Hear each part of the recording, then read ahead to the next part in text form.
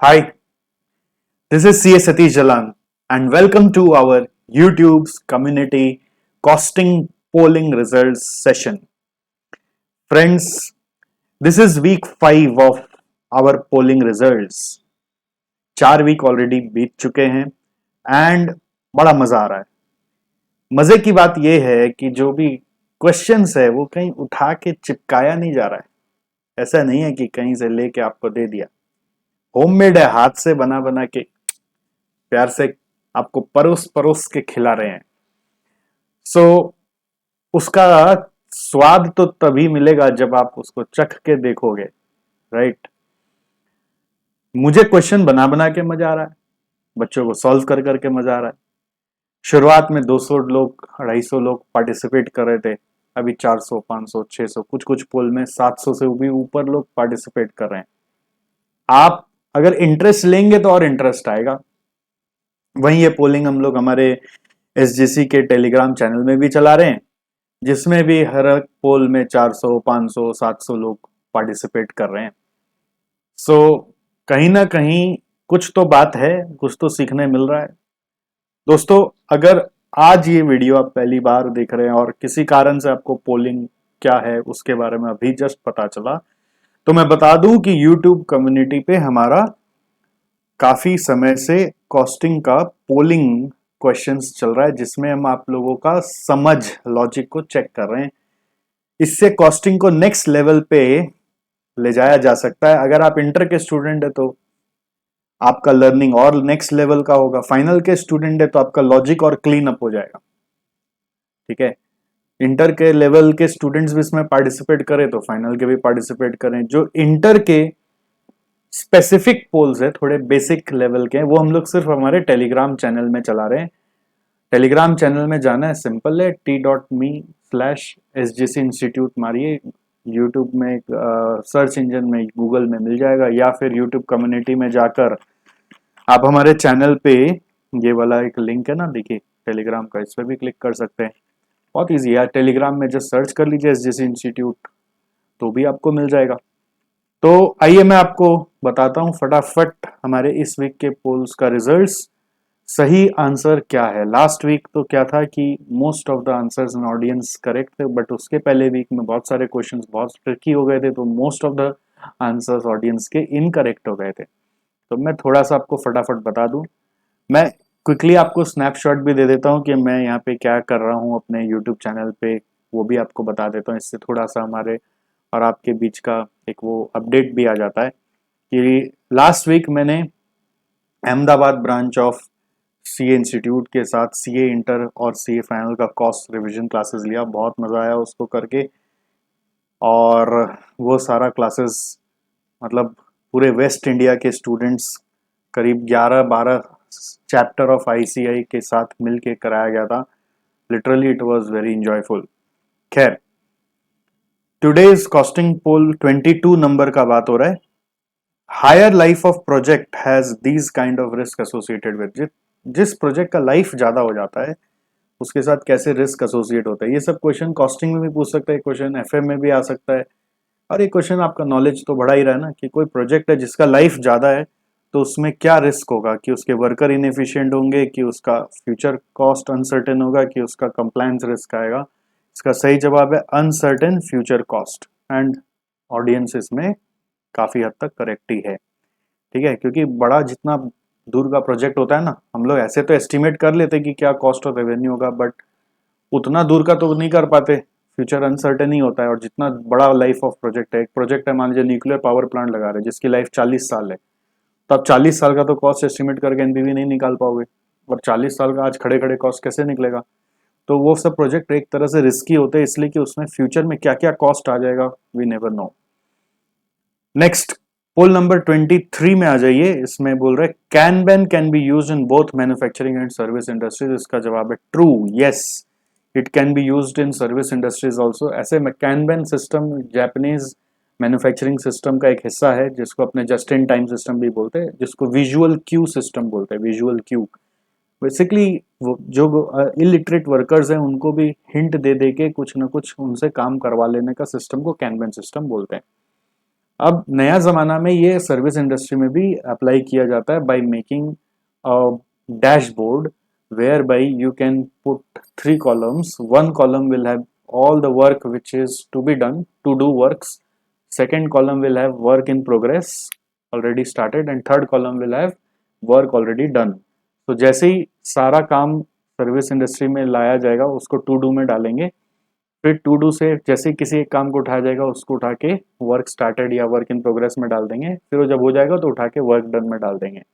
ऐसा बहुत बार आपके सी फर्म में भी होता है कि क्लाइंट वाइज जो रिटर्न फाइल करना है वो टू डू में डाल दिया, जब उठा लिया तो इन प्रोग्रेस है, और जब हो गया तो डन में डाल दिया। ये विजुअल क्यू सिस्टम है to manage the entire flow of the work. So point ये है कि अभी भी 14% लोग गलत तो हो रहे हैं। इसका मतलब 14% ऑफ 500 वोट अगर हम पकड़े तो 70 लोग तो गलत थे। तो ये परफेक्शन उन 70 लोग को लाना है भैया कि आपका मिस्टेक्स कम हो। एंड ऑफ कोर्स जब आप ये पोल में पार्टिसिपेट करेंगे तो आंसर खोज के नहीं करना, अपनी बुद्धि से ही करना है। Next, the threat of substitute is low when. ये पोर्टर्स 5 फोर्सेस से हमने पिकअप किया। थ्रेट ऑफ सब्स्टिट्यूट कब लो होता है? इसमें बड़ा ट्रिकी क्वेश्चन था ये, मैंने जानबूझ के ऐसा कुछ बनाया। Material cost 1 to 3% of finish goods होने से इस सिनेरियो में आपका बोल सकते हैं कि जो बार्गेनिंग पावर ऑफ सप्लायर्स है वो आपके यहाँ लो होता है। इंडस्ट्री डीरेगुलेटेड होने से threat of new entrants high होता है। इंडस्ट्री डीरेगुलेटेड होने से threat of new entrants high होता है। इंडस्ट्री रेगुलेटेड रहती है तो नया एंट्रेंट्स नहीं आ पाता है, बट थ्रेट डीरेगुलेटेड होने से थ्रेट ज्यादा होता है। सप्लायर्स आर कॉन्सेंट्रेटेड होने से सप्लायर का बार्गेनिंग पावर हाई होता है। बायर्स परचेज हाई वॉल्यूम, अगर बायर आपके यानी कस्टमर हाई वॉल्यूम परचेज करते हैं तो उनका बार्गेनिंग पावर हाई होता है। तो एक्चुअली ये चारों इसको सूट नहीं करता है। सब्स्टिट्यूट एक्चुअली पराई इंडस्ट्री से आता है, पराई इंडस्ट्री से। सब्स्टिट्यूट हमेशा पराई इंडस्ट्री से आता है। जैसे कैमरा का सब्स्टिट्यूट मोबाइल फोन इंडस्ट्री से आ गया, तो मोबाइल फोन कभी कैमरा का सब्स्टिट्यूट बन जाएगा ऐसा कभी किसी ने सोचा ही नहीं था।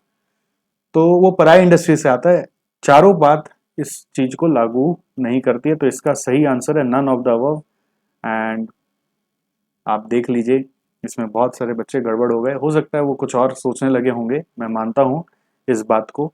इसमें किसी ने कुछ एक कमेंट भी किया है, अगर वो हमें दिखे तो हम देख लेते हैं। इकबाल ने वेरी नाइस क्वेश्चन, वो अपने हिसाब से एक लॉजिक बता रहे, बट सही जवाब है नन ऑफ द अबव। ठीक है, आगे बढ़ते हैं।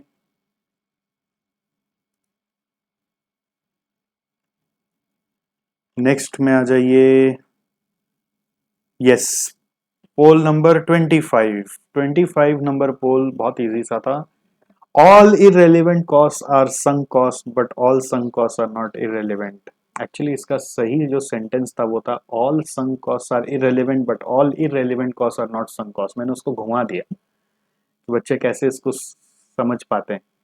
All irrelevant cost are sunk cost, ये यहीं पे झूठ है, गलत है। क्यों? क्योंकि इररेलेवेंट कॉस्ट में दो कॉस्ट होते हैं, संक कॉस्ट और कमिटेड कॉस्ट। तो आप ऐसा नहीं बोल सकते ना कि all irrelevant cost are sunk cost, झूठ है। And all sunk cost are not irrelevant, ऐसा तो हो ही नहीं सकता। सारे संक कॉस्ट हमेशा इररेलेवेंट ही होते हैं। तो ये एक फॉल्स स्टेटमेंट है। और 627 में से 75% लोग गुमराह हो गए। इसको बोलते हैं ना सुपरफिशियल पढ़ाई और इन डेप्थ पढ़ाई। चलिए क्या होता है, पढ़ाई तो सब मन से ही करते हैं, there is no doubt, but क्या होता है याद कितना है उसके ऊपर हो जाता है, और कितनी बार आप उस चीज को दिमाग में घुमाते रहते हो उसके ऊपर भी हो जाता है। इसलिए सब पोलिंग क्वेश्चंस क्या करते हैं ना, आपका एक बार बेसिक्स को, फाउंडेशन को हिला के चेक कर लेते हैं आपका ठीक से सीखा हुआ है कि नहीं है। Next, opportunity cost can be negative. Poll number 26, yes, it can be negative. Negative opportunity cost is called as opportunity gain. True. 32% ने बोला नहीं, कॉस्ट नेगेटिव कैसे हो सकता है, बट इसका आंसर है ट्रू। ओके, सो ये 5 आवर्स मैराथन रिवीजन हमारे सी एंटर कॉस्टिंग का यूट्यूब पे डाला जा रहा है। Next, costing poll number 27 and this is the last poll. Low cost strategy can be achieved by focusing on. Low cost strategy का दूसरा नाम है कॉस्ट लीडरशिप स्ट्रेटेजी। जैसे पोर्टर्स में आप पढ़े ना, 3 generic forces, cost leadership, product differentiation और फोकस। तो कॉस्ट लीडरशिप कैसे अचीव किया जा सकता है? क्वालिटी अचीव करने से कॉस्ट लीडरशिप नहीं आता है। कॉस्ट क्वालिटी माने डिफरेंशिएशन हो गया। Customer responsiveness is part of differentiation. Higher level of customer responsiveness is a part of differentiation. Superior operating management से कॉस्ट लीडरशिप आता है। रेवोल्यूशनरी प्रोडक्ट डिजाइन से कॉस्ट लीडरशिप नहीं आता। रेवोल्यूशनरी चीज में आप प्रीमियम प्राइसिंग करते हो, उसमें ऐसा ऐसा फीचर डालते हो जो किसी में नहीं है। कॉस्ट लीडरशिप का बेसिक रूल है कि आप बेसिक वर्जन ऑफ प्रोडक्ट देते हो। प्रोडक्ट में बहुत ज्यादा कोई ऐसा हाई फाई चीज नहीं रहेगा, बेसिक वर्जन रहेगा बस, और वो बहुत लो कॉस्ट पे बनाते हो। जैसे फॉर एग्जांपल आप लक्स का साबुन लेते हो, तो ये कंपनी कॉस्ट लीडरशिप स्ट्रेटजी भी चलती है। ब्रिटानिया बिस्किट कोई बहुत ज्यादा कोई सोना चांदी वाला काम नहीं है, बहुत एक्सक्लूसिव भी कुछ नहीं है, घर पे भी चाहे तो ऐसा बनाया जा सकता है, बट जितना समय और कॉस्ट पे आप बनाओगे उसका 1/10 क्या 1/50 कॉस्ट पे वो लोग बना लेते हैं और मार्केट तक पहुंचा देते हैं। इसलिए ब्रिटानिया का जो 10 बिस्किट आप 10 रुपया में खरीद लोगे, वो 10 रुपया में घर पे चाह कर भी नहीं बना पाओगे। तो वो लोग बहुत मास प्रोडक्शन करते हैं और बहुत कम कॉस्ट पे कर पाते हैं।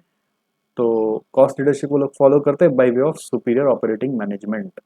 और भी तरीके हैं वैसे कॉस्ट लीडरशिप अचीव करने के। नॉर्मली हम लोग बोलते हैं एक तरीका है कि हाई एसेट यूटिलाइजेशन रेट। अगर एसेट यूटिलाइजेशन रेट आपका बहुत हाई रहेगा तो आपका कॉस्ट लीडरशिप आ जाएगा।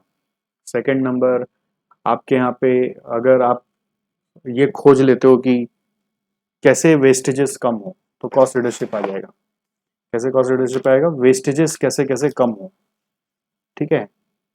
और वेस्टेजेस कम करने के लिए बेसिकली ऑपरेटिंग कॉस्ट जितने भी होते हैं उसको बहुत लो करना पड़ता है, low operating cost. High asset utilization rate बढ़ाने से आपका एसेट यूटिलाइजेशन रेट बढ़ाने से कॉस्ट लीडरशिप आ जाएगा। दूसरा आपका कॉस्ट लीडरशिप आ जाएगा लो ऑपरेटिंग कॉस्ट या लो वेस्टेजेस से। और तीसरा एक सबसे इंपॉर्टेंट होता है आपका कॉस्ट लीडरशिप लाने का, control over value chain. Control over value chain का मतलब है कि आपके पास कितना एक्टिविटीज आप खुद ही कर लेते हैं, किसी के ऊपर डिपेंडेंट नहीं आप, ठीक है।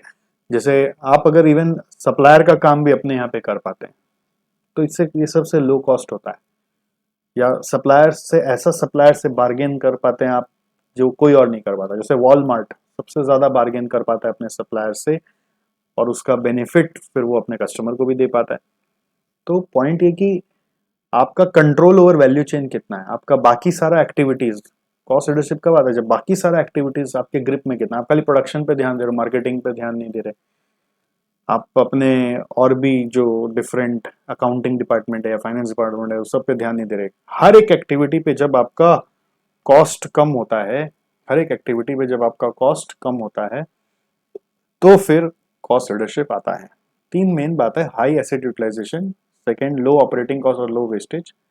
लो ऑपरेटिंग कॉस्ट लाने का तरीका है लो वेस्टेज, सुपीरियर ऑपरेटिंग मैनेजमेंट। और तीसरा है कंट्रोल ओवर वैल्यू चेन, जिसमें आप अपने सारी एक्टिविटीज को कंट्रोल करते हो इंक्लूडिंग योर सप्लायर्स। ऑलराइट, सो इस वीक हमने अपने यूट्यूब पे एक नया कवर लगाया है, आप लोग को भी मजा आया होगा। एंड ये एक हमारा थीम रहता है, मैं स्टूडेंट्स को हमेशा सिखाता हूँ कि भाई शोर मत करो, ठीक है। मेहनत जब करो तो शांति से मेहनत करो, और शोर आपका सक्सेस करेगा, ठीक है। Let success alone make the noise. जो पहले से शोर करते हैं वो खाली बोलते हैं ना, थोथा चना बाजे घना। खाली चना ज्यादा बचता है, चना खाते हो ना, मूंगफली खाली होता है ना तो ज्यादा बचता है, भरा हुआ होता है ना तो चुपचाप रहता है। तो जो भरा हुआ है चुपचाप रहो, work hard in silence, let success make all the noise for you. Alright, so ऐसे और भी इंटरेस्टिंग इंटरेस्टिंग कोर्स है, मैं क्लास में देते रहता हूँ, आप लोगों को पता है। खैर आज के सेशन में इतना ही है, फिर मिलते हैं। पार्टिसिपेट करते रहिए पोल में, और अगर जैसे ही मौका मिले, 10 मिनट ही लगेगा, नीचे का पोल भी फटाफट वोट करके आ जाइए ना। और फिर जब जब समय मिले तो वीकली पोल का रिजल्ट्स 5-10 मिनट का ही होता है, सुन लीजिए तो कॉन्सेप्ट भी क्लियर हो जाएगा। सीखने में क्या है, सीखने ही तो आए हैं, हमारे साथ क्यों जुड़े हैं? सीखने के लिए ना, तो सीखते रहिए, मिलते रहेंगे। अलविदा, ध्यान रखिएगा अपना। Thank you.